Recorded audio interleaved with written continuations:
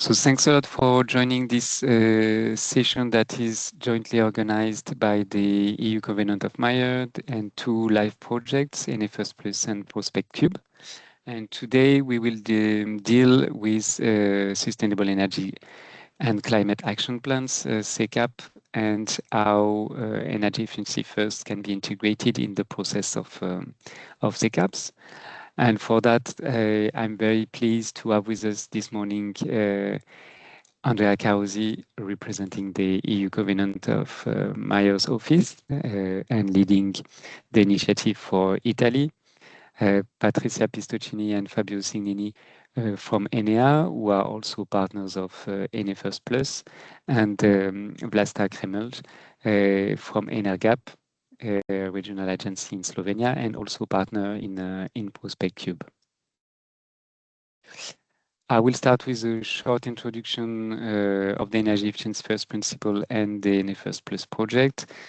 How we see the implementation of the principle in a nutshell in 3 points.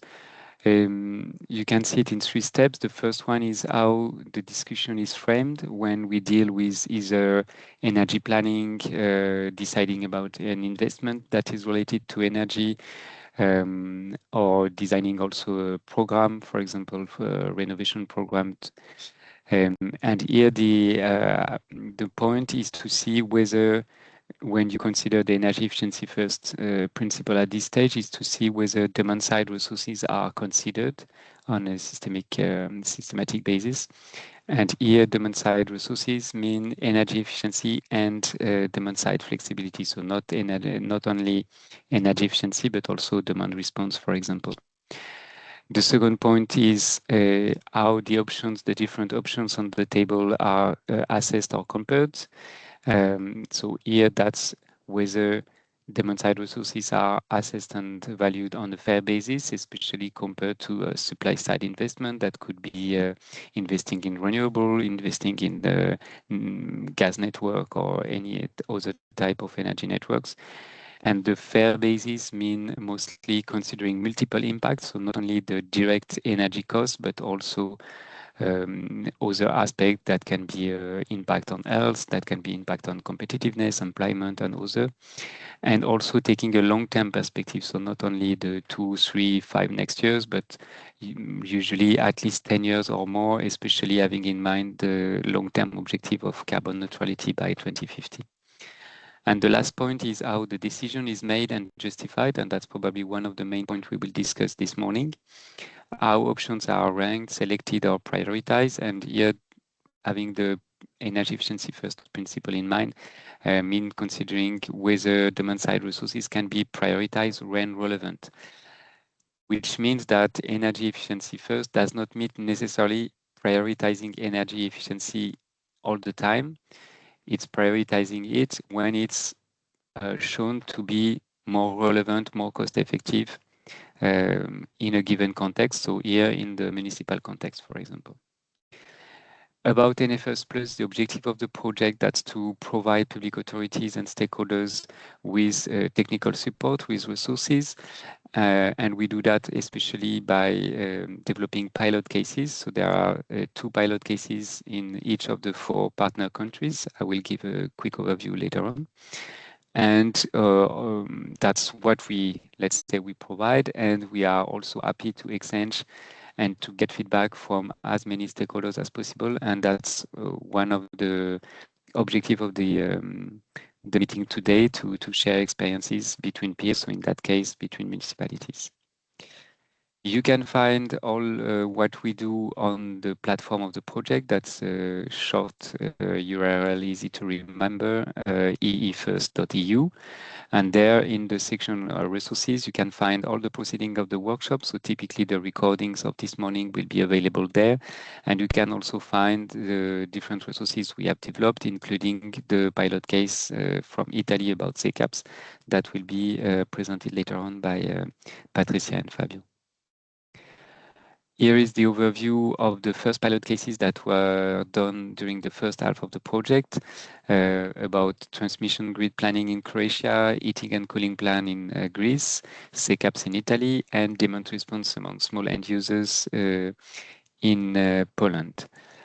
And now the pilot cases that are underway for the last year of the project are about the preparation of national energy and climate plan in Croatia, transport measures in Greece, a continuation of the case of SECAPs in Italy, and Patrizia and Fabio will tell you a bit more about that later this morning, and financial incentives, especially for building renovation in Poland.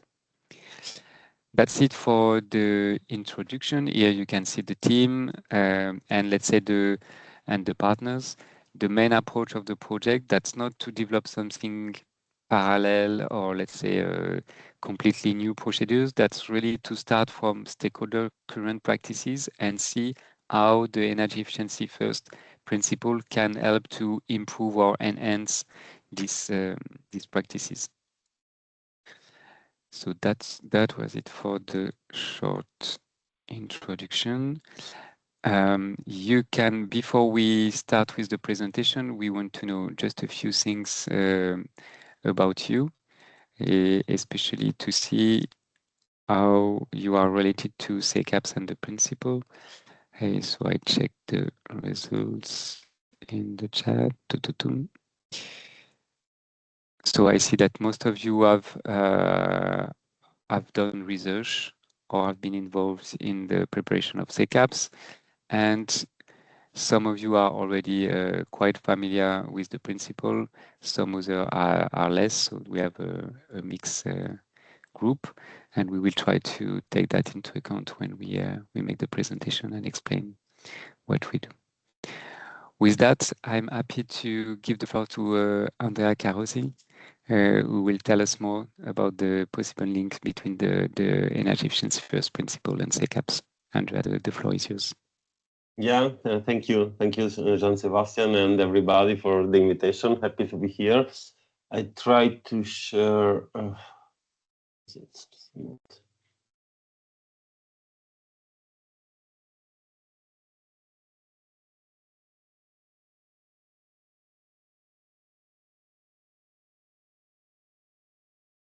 Okay, can you see my presentation? Yes, perfect. Yes. Okay, super. So happy to be here, and I will talk a bit about how, as you already introduced, Jean-Sébastien, how the energy efficiency first principle can really help enhancing SECAPs development and implementation. And I just quickly introduce why the Covenant of Mayors is so important. So as you know, since 2008, the office is supporting municipalities in Europe to develop the so-called Sustainable Energy and Climate Action Plan, that are a political commitment translated into a planning strategy, including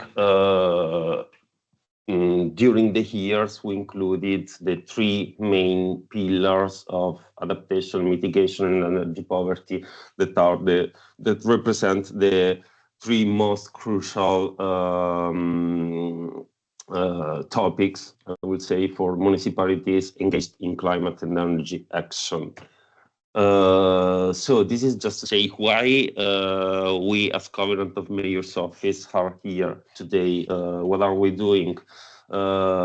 More than ever, cities are facing intertwined challenges like climate neutrality, energy affordability, energy security, climate resilience, and so on.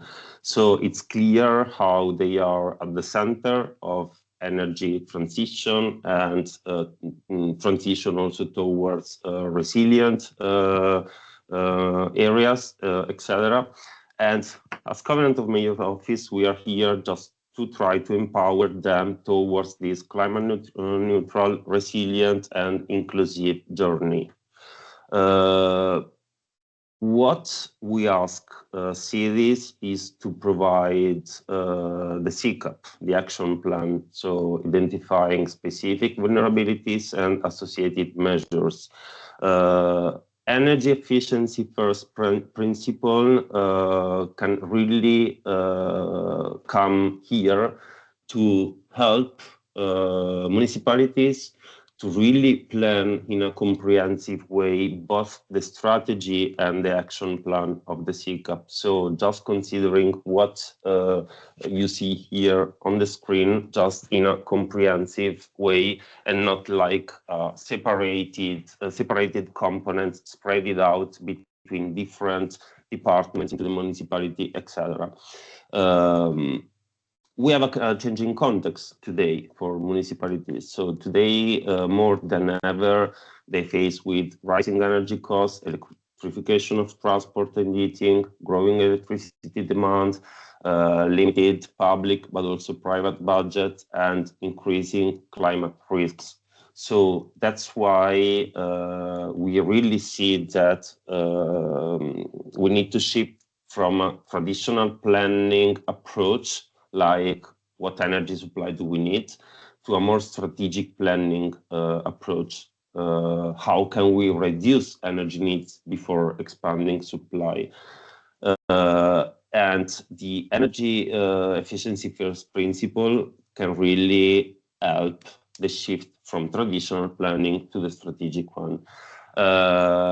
So, for example, here, those are 4 questions. They were takeaways from another early learning session we had some months ago with a group of municipalities in Europe, asking them what are, of course, those municipalities were the one really engaged with this kind of new approach, the strategic approach. And those are the main questions that they share together with the policymakers. So really simple questions, but they start asking, can demand be reduced? Can energy be used more efficiently? Can flexibility avoid cost infrastructure investments? And of course, which options delivers the highest overall benefits? Just to summarize, it's better to think in a comprehensive way, like putting together building renovation together with district heating planning, solar deployment, mobility planning, energy poverty, etc. Because at the end, you can get a great overall impact than isolated actions, of course.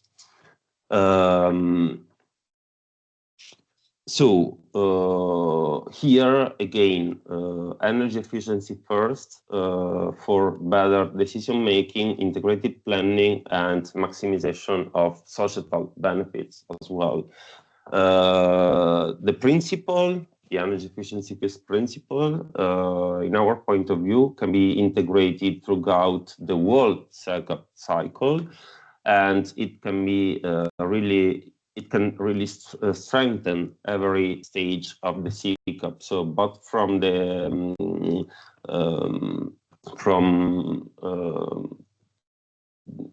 assessment analysis, so from the baseline, really how much you are emitting greenhouse gas emissions, to the setting the targets and goals, to the definition of actions, but also the implementation and monitoring those actions. So we can really embed it into all planning, but also implementation phase of the SECAP. Jean-Sébastien already introduced the concept of the needs for a better prioritization of the measures, and we absolutely agree with it. Most of the times we see, like for SECAPs of like medium-sized municipalities of 50,000 inhabitants, 100,000 inhabitants, like a list of 80, 120 measures. And it's great. Of course, it's important to have plenty of actions, but most of the times they work like a list of projects rather than a comprehensive and synergic portfolio of actions.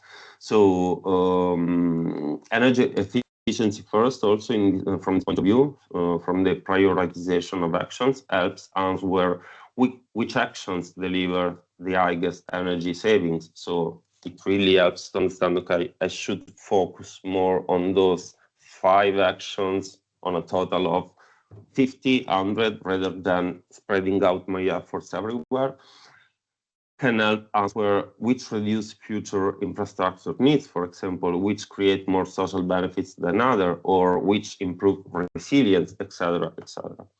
And I'm coming to the end of my presentation. Multiple benefits for energy efficiency first into SECAPs. This is my perspective. Maybe we can open also the discussion. For me, are really from economic, social, environmental, but also system chain point of view. So it really helps at the end for the consumer to lower energy bills, reduce public expenditure, enhance local jobs, reduce energy poverty, improving health and living conditions, lowering emissions, provide help to create better environment, but it helps also to improve grid flexibility, for example, or to increase energy security. Also, I would like to put the attention on the importance for engaging with main stakeholders and target groups identified into the SECAPs, including all the municipal departments. So this is the synergic and comprehensive approach. All the utilities, facilitators, building owners, businesses, citizens, and financial institutions. Also, from this point of view, Energy Efficiency First provides a common framework for discussing and identifying which are the mutual beneficial solutions for all actors involved in the SECAP implementations. A few conclusions from our side. Of course, SECAPs are not a list of desires or a book that you put into over your shelf, but it's a strategic planning tools and not a reporting obligation. Energy efficiency first can strengthen decision making, and it can help municipalities to identify the most efficient beneficial pathways. And collaboration is crucial, is essential across sectors, departments, and stakeholders. My last two slides are a couple of updates from the Covenant of Mayor's office. So I just remember everybody that as we are here today in collaboration with two life projects, we are collaborating, and we are open also to new collaboration with all European but also national initiatives that can support cities, municipalities, regions, energy agencies towards their climate and energy journeys. You can see here the most relevant European initiatives, but I'm pretty sure that you already know those ones. If you don't know them, I invite you to have a look on the website. And the very last couple of information for the next activities. One is the current engagement action that we launched a couple of weeks ago. It's about homegrown energy communities, and it's helpful to inspire municipalities, but also to engage projects, organizations, etc. I invite you to have a look on our website.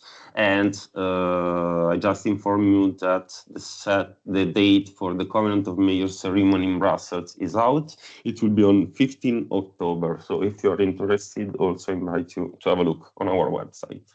Here are a couple of sources and references, and thank you. That's all from my side. I look for any question afterwards. Thanks a lot, Andrea. I think you perfectly set the scene, and it was very useful to remind indeed the key points of context that makes it a bit more maybe challenging now to develop SECAPs. And I was wondering if due to that, you see also that on the side of municipalities, they see it more challenging select the actions they include in their SECAP compared to, let's say, a few years ago where the context was a bit more stable, maybe? From our side, we really saw, especially in the last years with the recovery funds, that municipalities are running behind the small financing opportunities that they can have from the regional, national, but also maybe European level. So they have actions planned, but really not developed. So they are lacking of even a basic financial plan, etc. And they are simply running behind the possible funds. But of course, those are long processes, and most of the times the bottleneck is also with the duration of the mandate of the mayor and the city council. No? So maybe you start after 3 years of your 5 years political mandate, you take like a couple of years to set the ground. So that's why we really saw those problems. But for successful municipalities, we really see that when they focus on really 3-4 main actions, that could be okay. My ambition is to renovate at least 70% of my public schools and to renovate and improve 3 public gardens. And that's it. It seems like some poor actions, but maybe in a couple of years, they are really able to get really a consistent amount of public funding, maybe from different sources, European Investment Bank, or some European projects, national funding, regional funding, and then they implement it. At the end, they get the result. So yeah, prioritization of the action, it's really an issue for municipalities. Yeah, so the driver might be more the availability of funding rather than the criteria depending on the local context for the action. Yeah, but I mean, and you try to match both, indeed. Yeah, probably. So that's the challenge, and we can come back to that in the open discussion at the end. I invite all participants. You can ask any question all the time in the chat, so feel free to use the chat to share also comments, and we can take a few clarification questions after each presentation, and then we will have an open discussion at the end. So now we will go more on the side of a step further into the concept of energy efficiency first, looking at how it has been tested in Italy with Patrizia Pistochini and Fabio Cignini from ENEA, who prepared the pilot case on that for the ENEFIRST project. Patrizia and Fabio, the floor is yours. Yes, thank you, Jean-Sébastien, for this introduction. This presentation consolidates key findings, lesson learned, and methodology that we have learned from the analysis of the Italian SECAP within the ENEFIRST Plus project as the Italian partner. But also we have dedicated a focus on the evaluation of the integration of the principle within the local and national Italian planning. This works of today is focused, give a focus on the new JRC guideline, but also the new resources we have produced in Italy, also the methodological enhancement of the ENEA approach, trying to pass from the first phase of our pilot cases to the second and final one. And then we will conclude with the evaluation of a survey we have launched at national and international level, and the lesson learned that will be shown you by Fabio, by my colleague Fabio.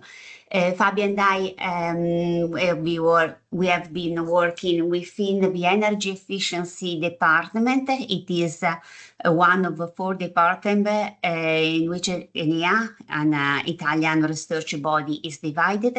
We have a dedicated laboratories who is in charge with the national coordinator of the Covenant Ormejo and gives technical support in the regional energy plans. So that's why we have dedicated our pilot project to local planification. Talking about just how the principle has been has been received and mentioned within the Italian National Energy and Climate Plan. It has been presented to the European Commission in July 2024. Just for mentioned, the first refer to our plan refers to the energy efficiency first principle within as a general objective in the investment plans. To our citation are require Italy to be to have a general alignment to the principle when referring to policies and measures, especially in two dimensions, the energy security and in the internal energy market dimension. The fourth reference refers to adoption of a waste heat recovery measure. This must be in compliance with the energy efficiency and is considered a solution to the achievement of the target foreseen by the red directive in terms of reduction of the emission in industry. No further details are mentioned referring to all the requirements foreseen by Article 3. This is the national overview. Why we have dedicated our pilot case to the analysis of SECAP, because in Italy we have a great participation in the European initiative of Covenant of Mayor. About 43% of Italian municipalities has signed for it. If we consider only the commitments up to 2024 and 2050, we have 1,500 signatories. 64% of them have presented a SECAP, an updated SECAP, and with the new commitments, and 43% of them have presented have issued a monitoring reports. In Italy, we have ENEA, together with ISPRA, that is the Environmental Protection Institute for Research in Italy, RENAL, the Association of the Agency for Energy, and also the Covenant of Mayor, have established a coordination and Covenant National Coordination Board, thanks to the ability also of the Covenant of Mayor office represented by Andrea Carosi. We give support to our coordinator, to local municipality, and assist the region. Some of them are reported in the, just our story is reported within the Covenant of Mayor at this link you can find here. Talking about the JRC, the new JRC guidelines represent a new framework helping municipality, giving support, scientific support from their planning, require municipality to adopt more data-driven, but also, as Carosi has mentioned, to assure a participatory process involving all the stakeholders. This new guideline is composed by a main document and 3 complementary ones, and have introduced many key innovations. They received the mandatory pillar of energy parity. They have considered an update of the GHG emission factors, including some other categories as building, road transport, emission from small enterprises. And they give, in accordance with the energy efficiency first principle, a strong emphasis on the cost and benefit analysis and the adoption of a strategic and long-term alignment to the European climate neutrality goals. In all the JRC guideline, we have considered the integration of the energy efficiency principle. It is considered in all the planning phases foreseen. But during the first phase, we have analyzed SECAP, Italian SECAP, and we have realized that there is this principle is implicitly applied everywhere in each SECAP, but there is a lack of methodology, clarification, indicators, and we have not enough operational tool. For this reason, in the second phase, ENEA will redefine the methodology, this approach, in order to classify where the energy efficiency perspective is embedded in the SECAP. We will provide new resources for its implementation.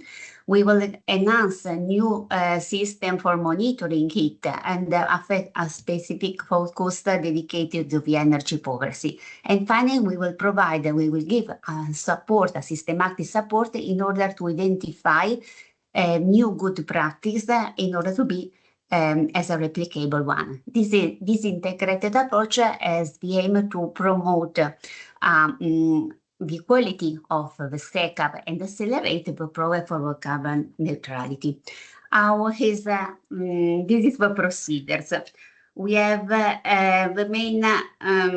aim of this procedure is to verify the compliance of SECAP with the energy efficiency first principle. For this reason, we are trying to understand whether and to what extent it is embedded. For this reason, as first step, we have assessed a semantic analysis of the legislative framework in order to identify dimension and the relative indicators where the principle is embedded for a final objective, that it is to create a core strategy where energy efficiency first principle can take shape in the territorial planning. This is the overview of our approach. It is a multidimensional, it foresee a multidimensional concept with 3 dimensions. So the energy was aimed with a focus to identify the environmental impact of the energy system in terms of production and consumer.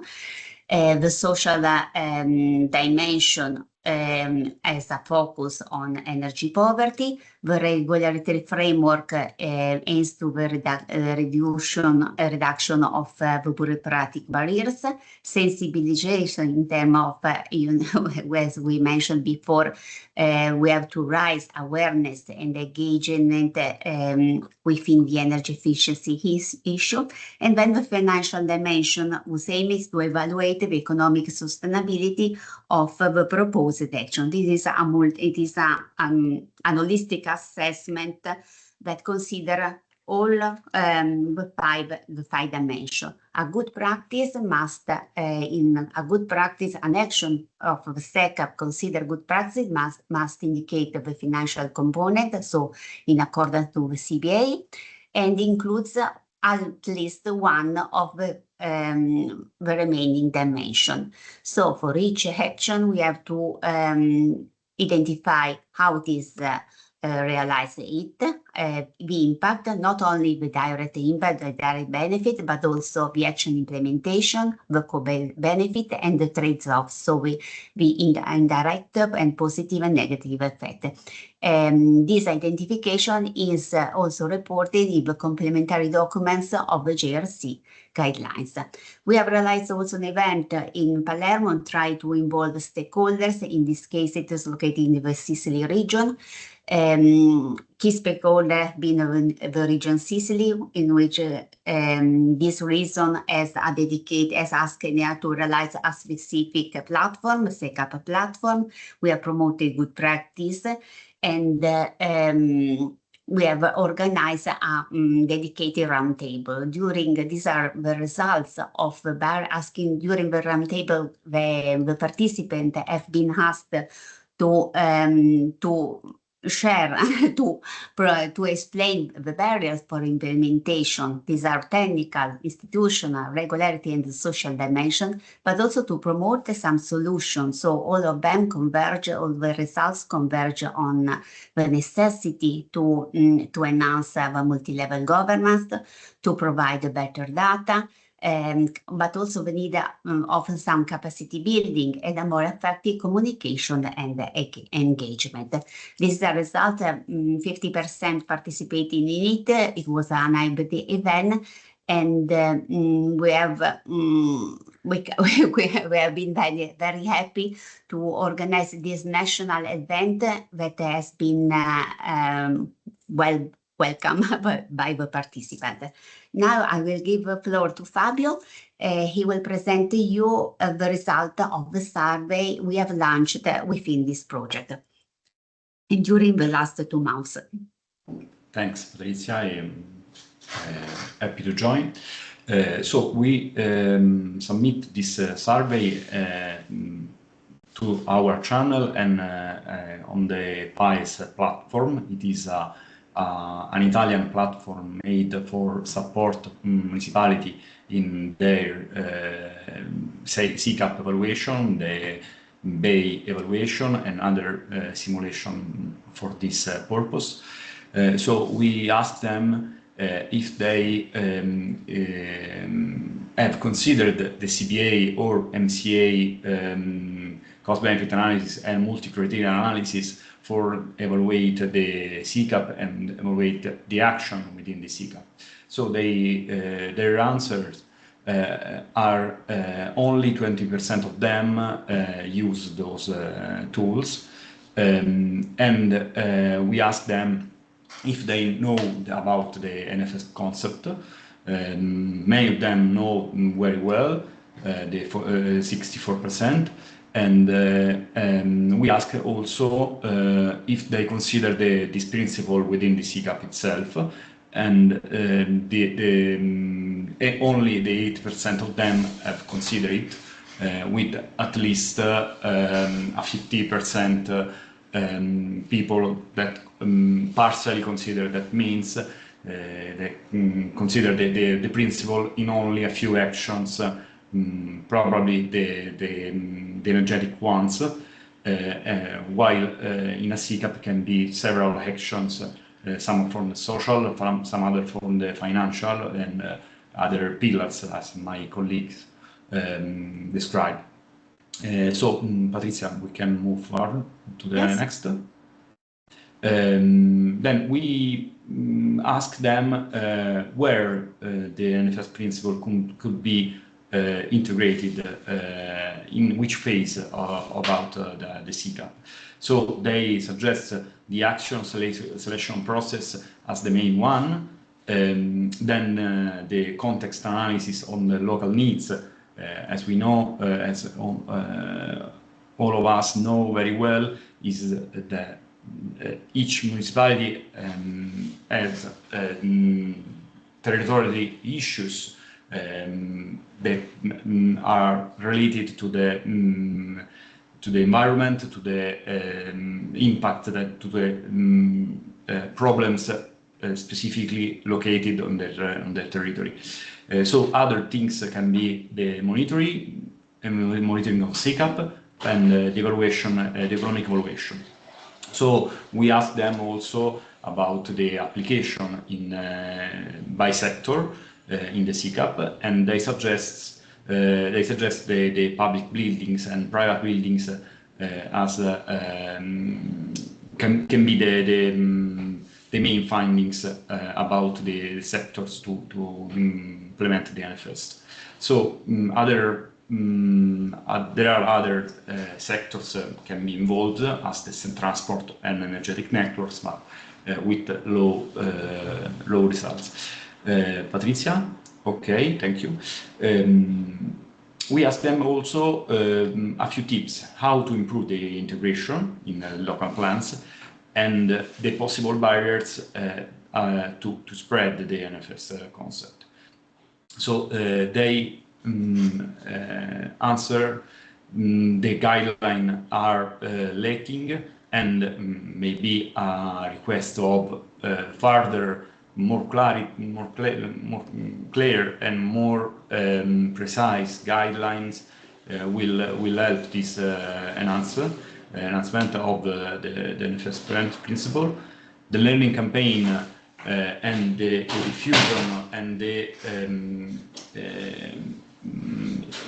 peer learning that as we developed and we deployed in these years in ENEFIRST project can be useful.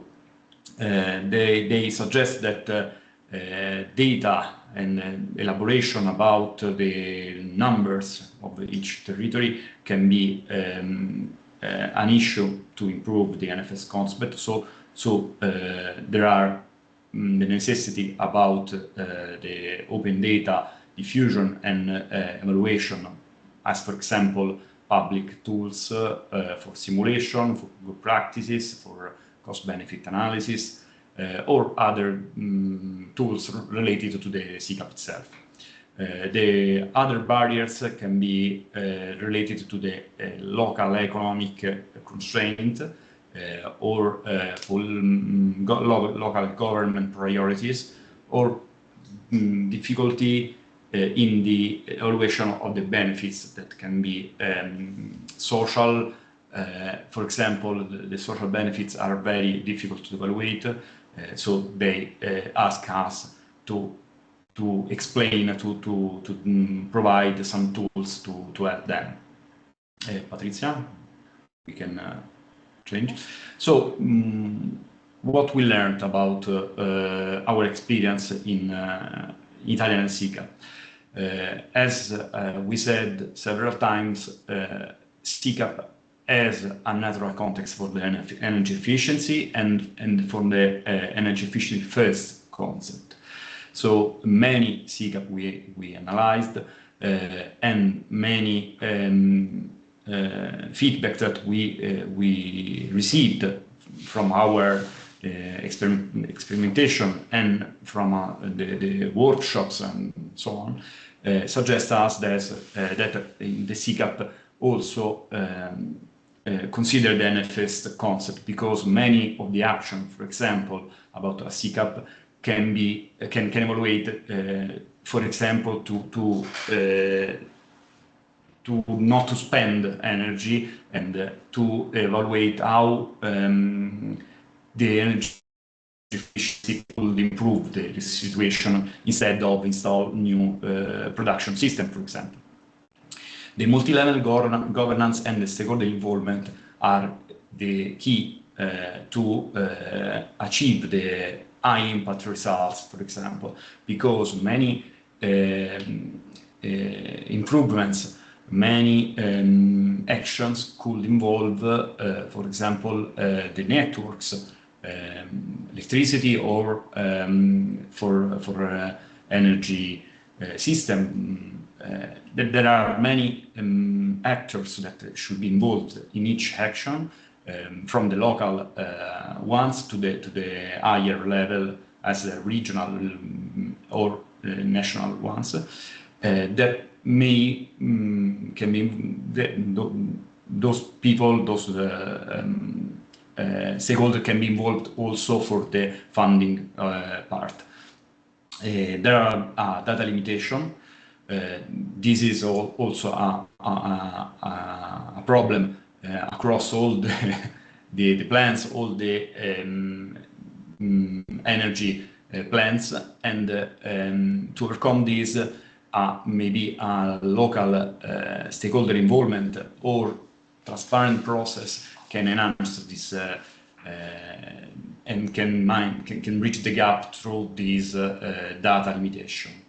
Requirement of municipal skills.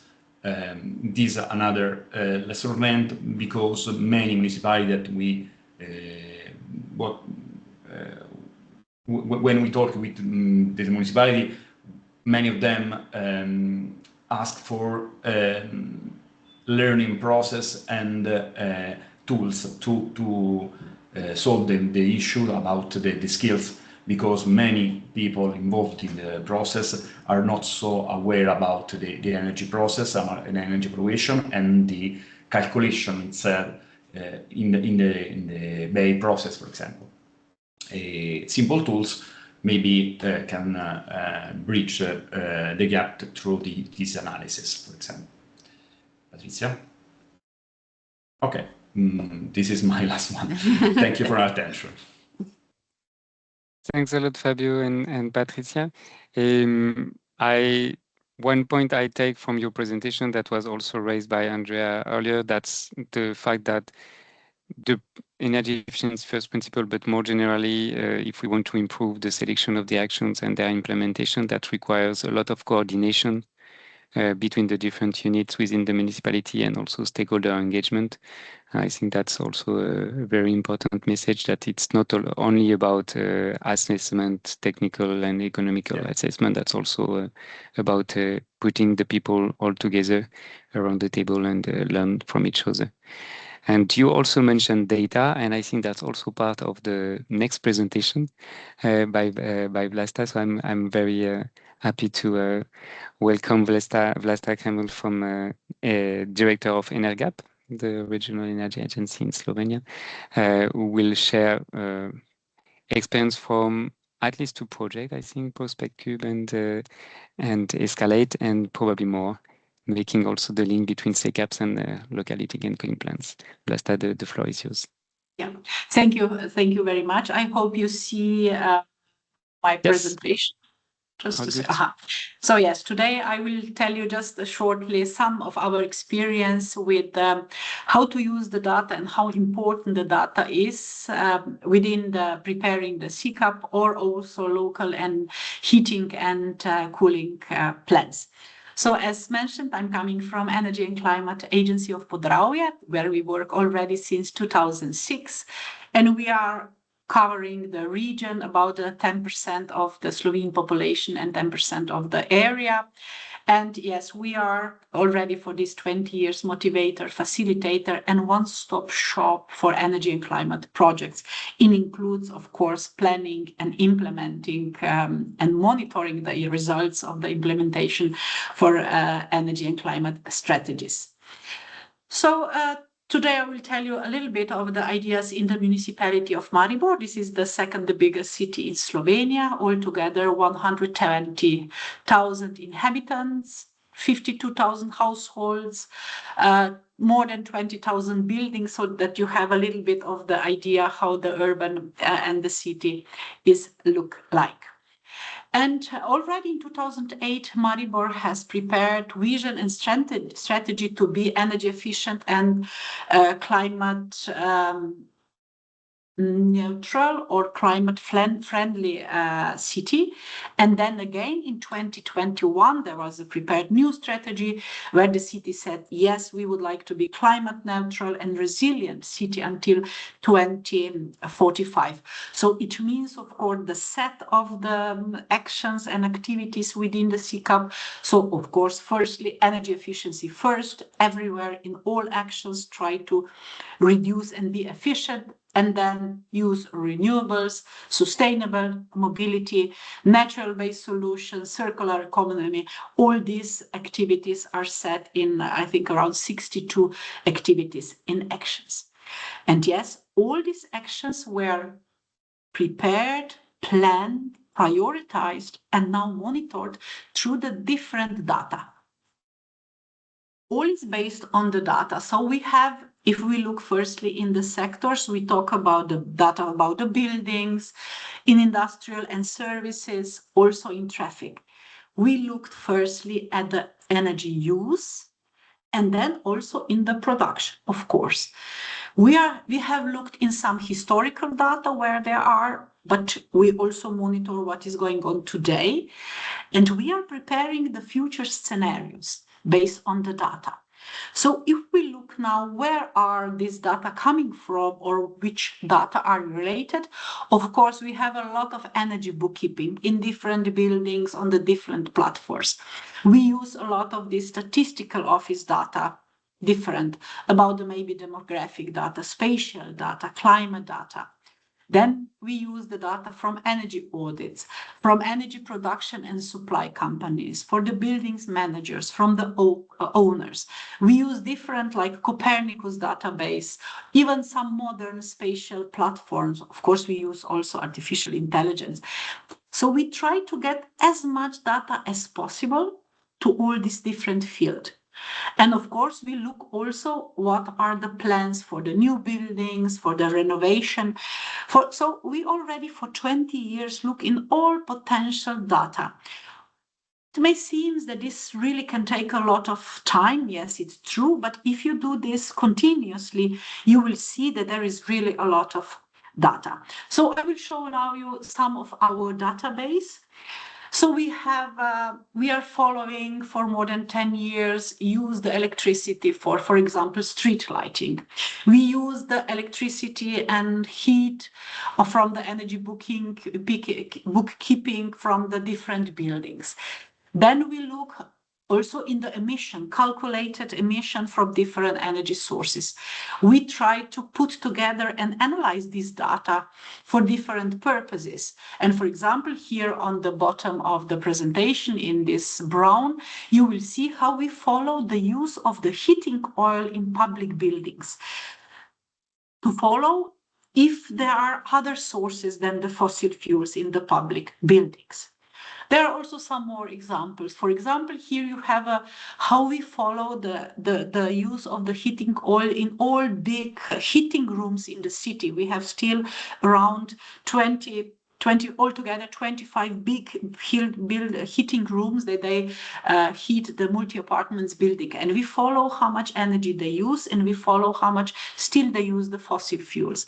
Then we look at the number of the households that using district heating. Then we use about here in the blue, you see how we use every year, how much energy they use from the natural gas.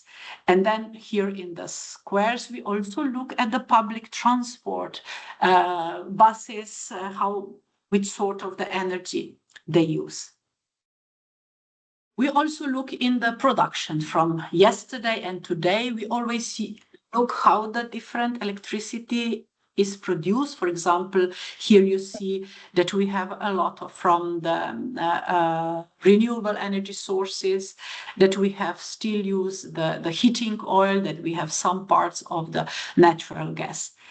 And also here on the right, because we cooperate with the different energy supply companies, here is the structure for our district heating, where you see that we have about 52 of the energy efficiency cogeneration units from the natural gas, that we have 25% already from the renewable energy sources like biomass and the heat pump, and that we still use the 23% of the natural gas. But we have really our district heating and the natural gas is still relied on the natural gas, about 50% of the citizens. And when we have all this data, we see that maybe, the natural gas, which is really used in the high percentage, is still our weak points, we will say. Then we say, okay, we see how we are going to go to the future. So we would like to be in 2050. We have the data about the energy of today, what are the sources, what are the use. Then when we look in further, how the energy will be used up to the 2050, we have to look firstly at the number of the citizens, number of the buildings, new one, renovated one. So it's very important to look at the demographic data and then how the plans are for the renovation, what are the historical plan of the renovation, how can we go to the future, how the area of the city will expand. And this is really important because we have to put this idea and the future needs and use in the context of the energy and the climate. So how we set the priorities? We have done different SWOT and other analysis, and we have found our weak points. So it means energy use in buildings. So we still have to do a lot on this. Energy use in the industry. We have found out that we are 80% dependent on the natural gas for the heating, that we have not enough green electricity, that we will need a lot of energy for cooling because the climate data show this, that we have a weak electricity grid. So where we are with the strong points, we have very good refurbishment program. So a lot of buildings will be refurbished until 2023, 2035, that we have very good solar potential, and that we have a good management of the public buildings. So which are priorities in this way? Of course, energy efficiency first principle. This is for many cases. So this is why we look in the data. Then we have a photovoltaic on every roof program. We have a big efforts for renewables in district heating and for more people and households to connect. That we have to have urgently work on the how to substitute the natural gas, and then we have to foster the investment in the electricity grids. So this is how the priority action came out: energy renovation, investments in renewables, investments in the electricity grids, stronger subsidy program, and also all the time awareness raising activities. So here is the graph, how we have set for because we are preparing the heating and cooling plans, also as proposed by the directive and our national legislation, where you see how the natural gas will go and what will be the phase 1 and phase 2. And defining this phase is, of course, on the data, because we know the potential where we can have renewables, how fast already we have invested in the previous year to become, to have this new information or the new sources for the heating. We work very closely with the district heating company. They have all the data where help us to plan the actions, to see also the time frame. Because if you look in the historical data, you see how much, for example, people has changed the heating system, how many households are coming and are already connected to the district heating. And also they have very professional view with the data, how they will go until 2030 and 2040. So on the left, you see already the graph. We are predicting, and they have already the plans, financial plans, spatial plans, that about 70% we will have renewables, only 10% will be natural gas. And how we see this future energy use, we will have more energy use because we will have some new building and more people. But as we know already, there will be lower or zero energy buildings. We will have lower energy use also because of the renovation. And we will also have a little bit lower because of the warmer climate. So this is how we see that the energy will be used in the heating system. Then we have a big area of the industrial area where we also have to plan. And based on the data, energy audits, energy use data, we see that there is a potential of the green hydrogen. We use different tools. Here is one like a Sky High line, where we can really very fast and very easy predict how much hydrogen we could use, what are maybe the needs for the investments. So this is one part. And on the other side, we see that a lot of the industry use and energy use will also go to the electricity, will change the process to the electricity, and they will look for the green electricity. We have already seen that they have a lot of the energy because they have a big roof areas, and that there is the problem of too much energy in some time slots, like for example for the weekend. And we use for this planning how this electricity produced in these big areas could be optimized and efficiently used. We use 15 minutes electricity data, and we try to find the matches, we try to establish and put the energy communities together. And we really use this exact data to fit. And this is the two graphs are prepared because we connect the University Clinical Center in Maribor together with this industrial zone, and the clinical center during the weekend, they will be able to use all this data. And this is how we optimize and use this energy efficiency principle also when we plan the renewables and put more, for example, like photovoltaic on the data. But when you talk about the more photovoltaic, more electricity use, of course, there is a problem of electrical grid. When we plan this, we work very closely with our district operator of our district grid, local, regional, and national.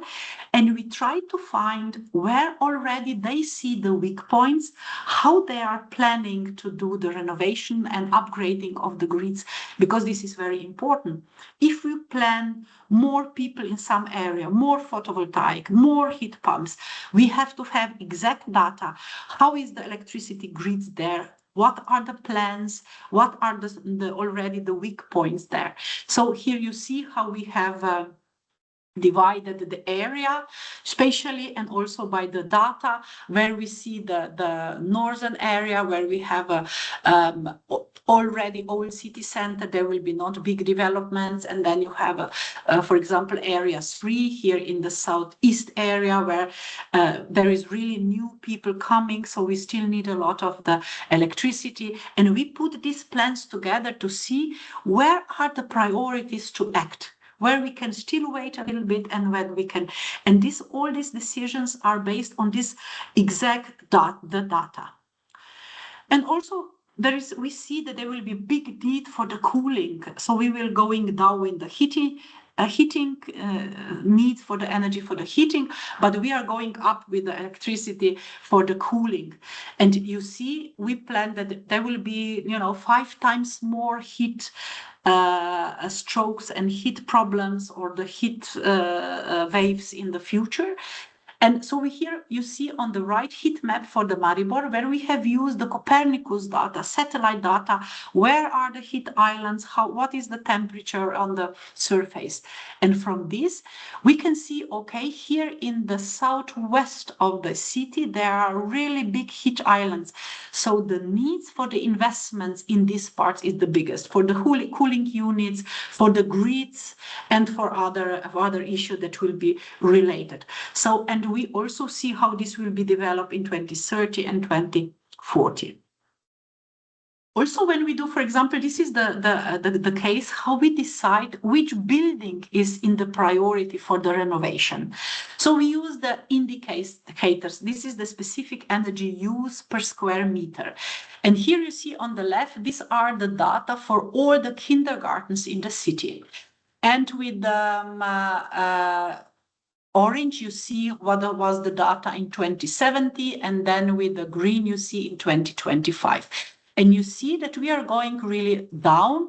And still, for example, here in 2025, we see that this kindergarten is still going up when we do the benchmark with all. So this is the priority to act.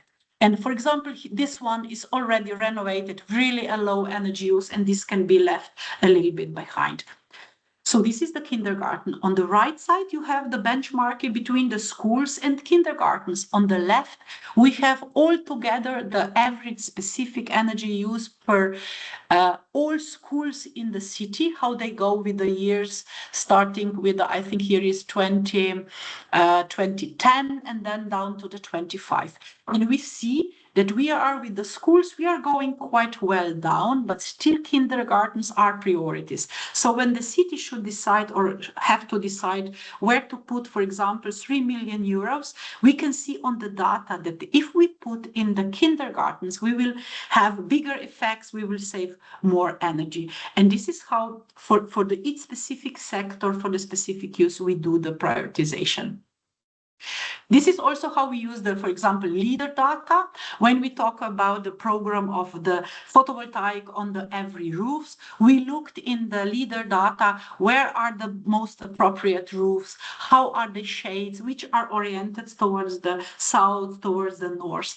And with this, we can very easy estimate where is the big potential, how we can get the best of the solar potential. And this data, when we find, for example, area, then we connect this with the grid data. Is there enough the grid? And when communicated this with the electricity grid operator, then we can really find the optimization and find a way. And of course, when you look this we look in the energy use, we can also see where are the potential for the energy users the most, how we can connect them to the electric or energy communities. And of course, we see that all this data is really needed that then we monitor the progress and monitor the success. And we also promote these results on the data to different target groups, stakeholders, use it for awareness raising activities. And for the end, we can say that when you have a data, when you're reporting, you can also see the results. And based on these results, we can also do different priorities. Maybe some priorities change over the time from the 21 to 25. Maybe there are new actions that we can involve. Maybe we can make new scenarios. We can prepare because there are new technologies, new ideas. And of course, we use this all platforms, artificial intelligence, that we collect the data, we try to analyze them as fast as possible and try to use the analysis to act differently. If we say we are still on the track, we are happy, we can still repeat the activities. And also, like I said, that we can report. And also what we say for the end, of course, there is needed data specifically, all different sorts of the sets, but still when we use the indicators to different target group as awareness raising activities, but also for the monitoring, we always try to make this data, we call it user friendly, make a little bit of fun of it, but still be professional, that we show to the people somehow, yes, these are the data, but if we do some, funny figures that are happy or unhappy, people feel then that, yes, okay, there is a data behind, but still, if I don't understand what the kilowatts mean, what the area mean, what are the other issue, I can imagine through some imaginations or some photos or skits, how this really can become an understandable way and make me understand the data and then how my behavior can influence this indicator.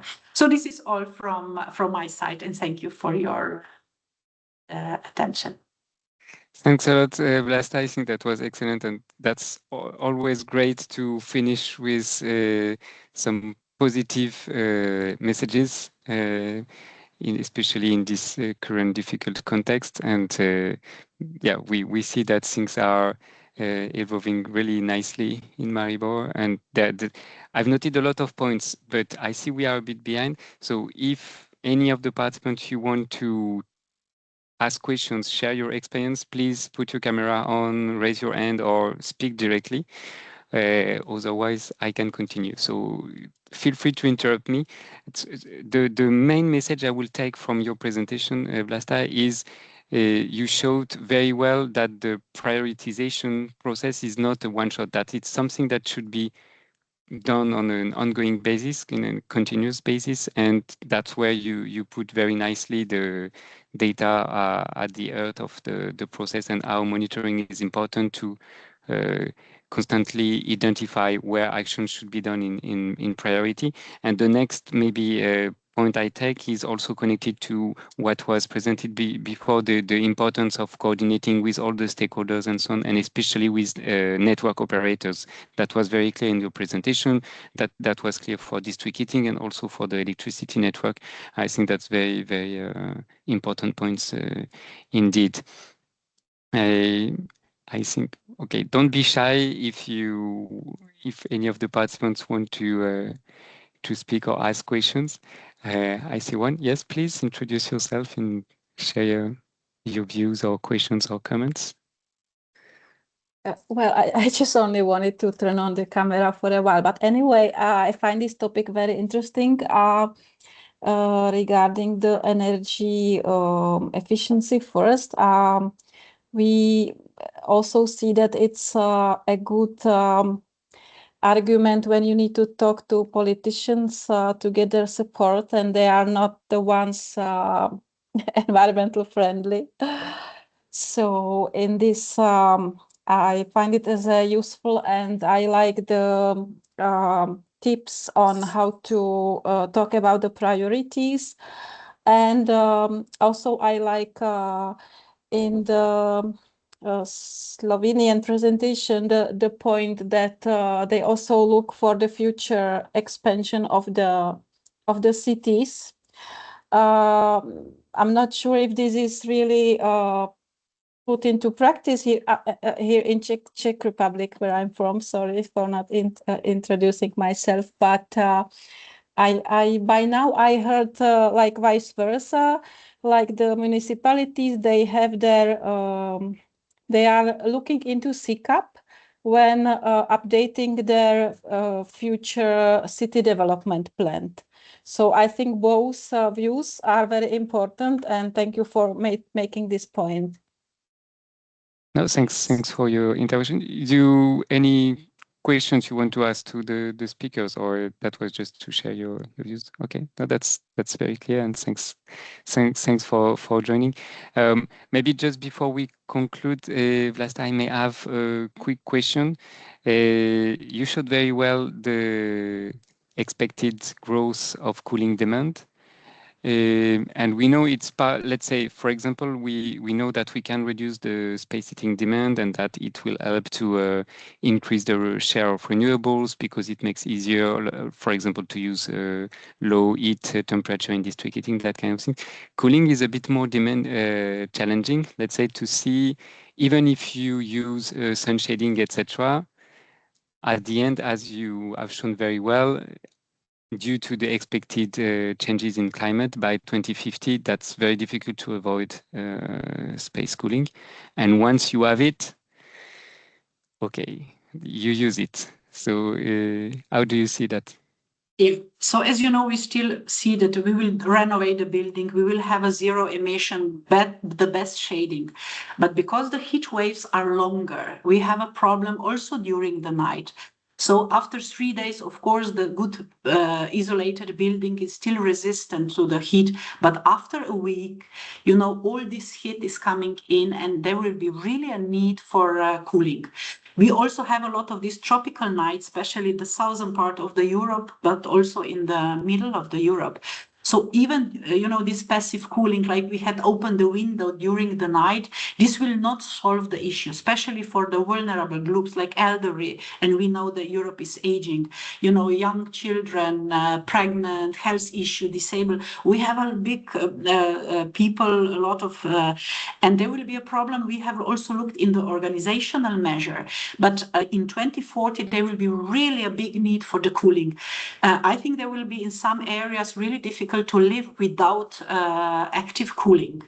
And this is on one side really risky, and we have this really as some weak point. But on the other side, usually the heat waves in a way when the sun is shining. So if you have a photovoltaic, you can really good combine. And planning, good planning, we will be able to fulfill all the cooling needs, but also on the electricity side. There is also discussion about the district cooling, about the individual cooling. And when you know the data and how efficient it is and how this will progress, and when you put this data in some scenarios, you can easily really find out, you know, where the cooling, district cooling will really be efficient, how you will have the sources there. Or maybe there are many areas where all these individual plants for the cooling and photovoltaic will be able to match. But we see there is you know, really the need for the active cooling. In 2040, there will be really only very few people could live without the active cooling. No, in urban areas. This is the urban areas if we take the city. No, that's very clear from the figures indeed. Thank you very much, Vlasta. I don't know, Andrea, Patrizia, or Fabio, if you want to say a final word before we close, if you want to add something. Yes, I would like to congratulate to Vlasta for your presentation. Very interesting, your approach. We will take in good note your example and how you manage your local planning. Thank you. Thank you very much. Yeah, we were happy to share our experience with the data because we really work for 20 years and collecting the data, connecting people and organization. And I think there is a lot of data out there, just you have to somehow find it. And you can only find it with discussing with the people, you know, that you say, I'm looking for this. Oh, I know this one. I know. Just yesterday, I recognized after 20 years of working with data that we have the different database from the Forest Institute. We already have looked in other climate data, but they said, no, we have very exact collecting forest data about the temperature in the forest area, humidity and temperature, very good grid in Slovenia. And I said, perfectly, so we can now match also for the rural areas. And because we have talked about the forest fires and stuff like this, in all the time you see that we still have to discuss with the people and take them on board, and we really can find really a lot of data and then use it. Yeah. And that's another important message, because usually data issues are sometimes, let's say, used as a reason for inaction. So that's good to know that, as Fabio also mentioned at the end of the presentation of the Italian pilot case, that when you work with local stakeholders, exactly as you illustrated, it's always possible to, at least to some extent, overcome that, and it should not be a reason not to act. So that's a very important message.